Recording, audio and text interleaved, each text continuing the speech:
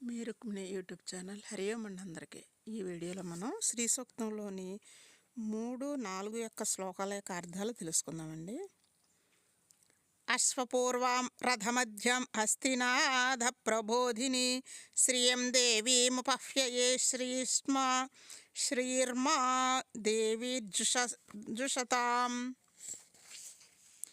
కాంసోస్మితాం హిరణ్యప్రాకారాం ఆర్ద్రాం జ్వలంతిం తృప్తాం తర్పయంతిం పద్మే స్థితాం పద్మవర్ణాం తామిహోపహ్యయే శ్రియం. అశ్వపూర్వాం ముందు గుర్రాలు, రథమధ్యం రథం నడుమున, హస్తినాద ప్రబోధిని ఏనుగు ఘీంకారం సంకేతంగా కలది.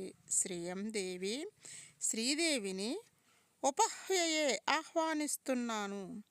శ్రీదేవి మా జుషతాం నా వద్ద సంతోషంగా నెలకొను. గుర్రాలను పూంచిన రథం మధ్యన ఆసీనురాలైనది. తన రాకను ఏనుగు ఘీంకారనాదంతో సూచిస్తూ ఉన్నది అయిన శ్రీదేవిని ఆహ్వానిస్తున్నాను. శ్రీదేవి నువ్వు నా వద్ద సంతోషంగా నెలకొని ఉండుముగాక. స్మితాం చిరుదరహాసంతో కూడినది. హిరణ్య ప్రాకారం బంగారు కోటలో వసించినది. ఆర్ద్రాం కరుణాస్వరూపిణి. జ్వలంతిం తేజస్సుతో కూడినది. తృప్తాం ఆనందంతో నింపారునది. తర్పయంతిం